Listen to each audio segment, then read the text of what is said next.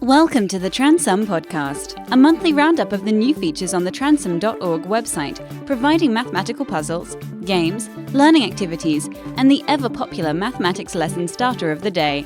Here's your host, John Tranter. Hello and welcome to podcast number 132. That's 11 dozen for those that remember dozens. I hope this finds you healthy, happy, and enthusiastic to solve the puzzle of the month. Three friends, Attica, Bert and Celia, are having a rock, paper, scissors competition. They play two at a time with the third person spectating. The winner stays on, and the loser becomes the spectator. At the end of the day, they summarise the number of matches that each of them was part of. Attica played in 10 matches, Bert played in 15 matches, and Celia played in 17 matches. Who lost the second match? That's the Transum puzzle for this month. The challenge is set. Have a think. Make a plan. You have 1 month to figure it out. Send in your solution as soon as you can. So while you think about that, let me tell you that the solution and a clever way of working it out will be in next month's podcast. And I'll also reveal the inspiration for the puzzle that I've customized a little. But in the meantime, do let me know if you manage to solve it.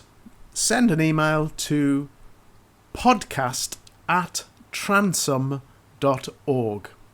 And while you think about that, here are some of the key resources added to the Transum website during the last month. So, ladies and gentlemen, I'd like you to meet Digimoji, a fresh twist on a number puzzle where pupils build emoji equations and use the results to crack a secret code. They drag two emojis and an operation into place and then read the feedback to deduce which digit each emoji represents. So their attempts are logged automatically, and when they have enough clues, they switch to a short quiz to lock in their final mapping. It is quick to learn, low floor, high ceiling, and, well, perfect for developing reasoning, pattern solving, and clear mathematical communication. So have a look at that. It's called Digimoji, and all the links for the things I talk about are in the newsletter. The text version of this podcast can be found at transum.org/newsletter. A bit of a niche application next. There are some flashcards that I've made for students studying the IB Mathematics Analysis and Approaches, the AA course, either standard level or higher level, and in the syllabus there's a big list of the notation that they use. And as you know, mathematical notation can vary from place to place, so it's important that they know what mathematical notation the IB will use in exams. So these flashcards have the symbol on one side and an explanation or a description on the other side. So it just helps them maybe the month before their exam just to brush up on the notation and iron out any misconceptions.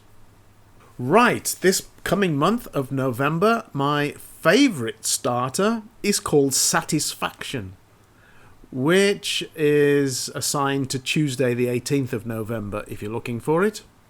It already has 68 comments from teachers and other users of the page.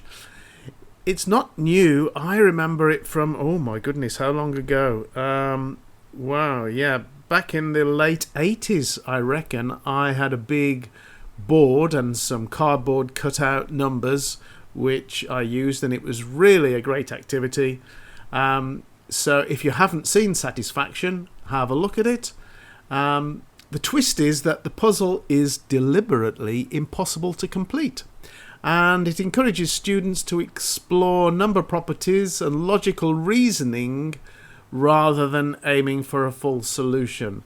So in the comments, the teachers report that students find the challenge engaging and thought-provoking, often managing to fit maybe 11 to 13 numbers on the 16 number grid before hitting a wall.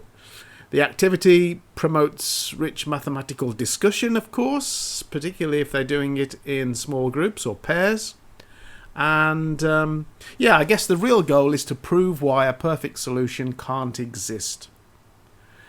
So have a look at that. It's the starter, and there's also a student version linked to it. And in the student version, you can actually change the row and the column headings so that you can make it possible to complete. Oh, there's all sorts of possibilities. Goodness me, have a look at that.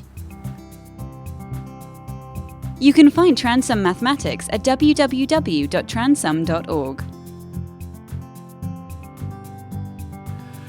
The book I'm reading this month is right at the top of the bestsellers list. It's Dan Brown's Secret of Secrets. I'm 3 chapters in, and already I'm thinking about people's ability to relate metric and imperial units.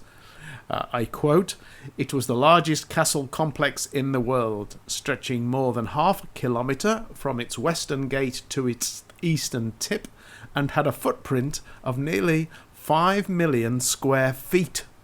And I was just surprised at the mixture of kilometres and feet all in the same sentence there. So that got me thinking. It's amazing how, particularly in the UK, we're still juggling with both metric and imperial units. But then, by coincidence, I then heard the following story on a podcast.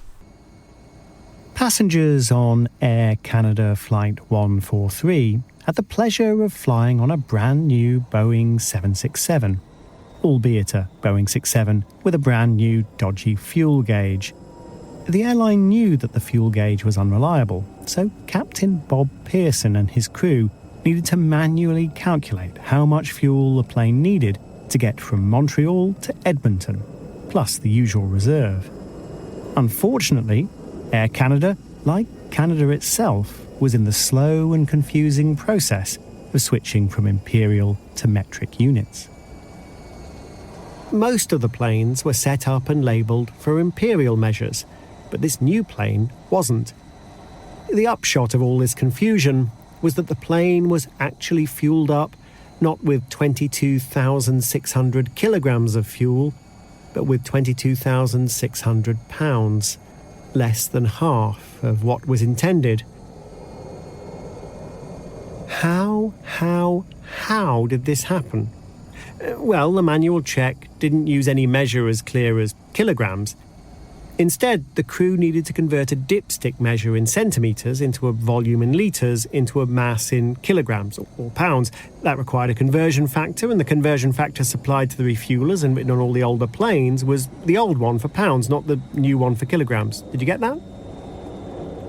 Air Canada hadn't made it clear, in any case, whose job it was to do all this arithmetic. In the old planes, it would be the third flight crew member, the flight engineer. But this new plane just had a pilot and a co-pilot, and neither of them had been trained to do this tricky task. One mechanical technician tried and gave up.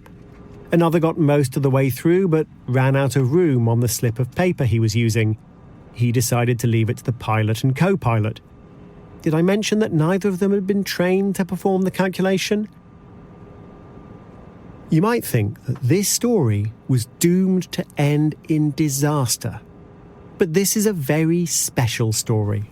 There's a lucky twist. So, there is a twist in the tale, and if you want to hear how that story turns out, you're going to have to listen to the Cautionary Tales podcast, Season 6, the episode for the 17th of October. Very interesting.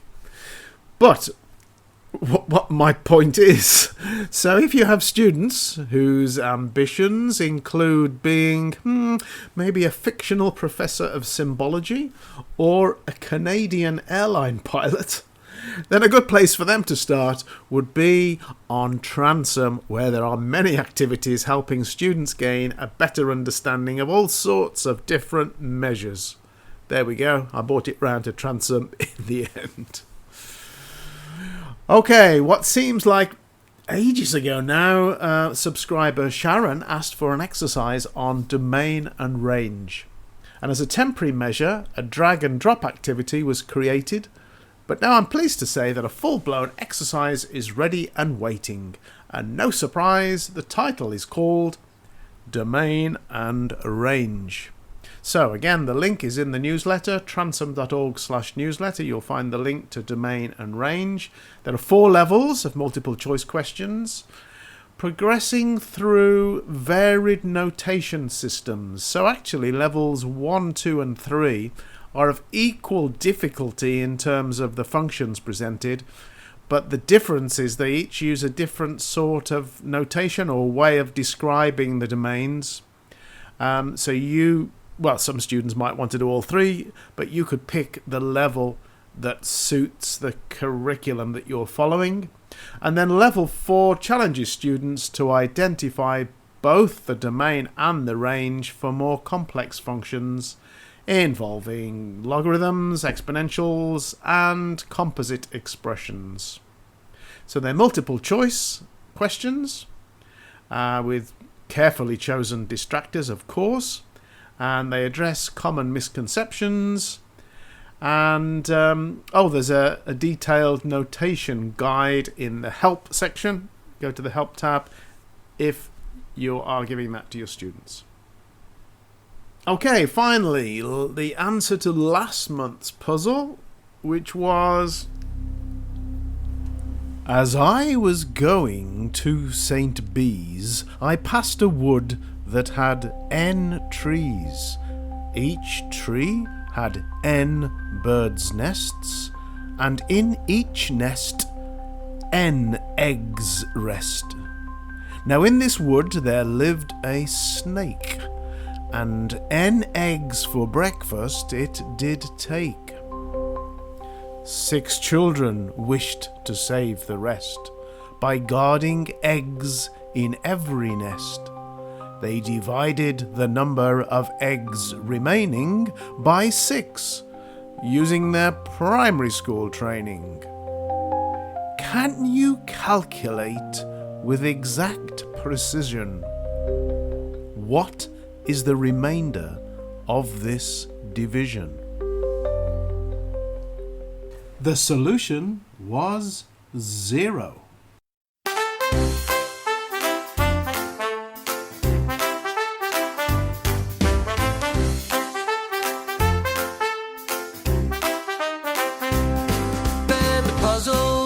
Solved. The mystery ends. There's nothing too hard for Transom's great friends. Sadly, I only received 4 correct answers for that puzzle. So hats off to Marla, Jill, Esther and Rick. And the lack of quantity does not relate to the lack of quality. So please have a look at the comments in the newsletter, transom.org/newsletter for this month, November 2025, and you'll see some of the solution methods for that puzzle. So I guess that's all for now. Oh, apart from to say, why did all the meters run from the 1,000 meter race? They were scared of the kilometer at the end. Oh dear, they get worse. Ugh.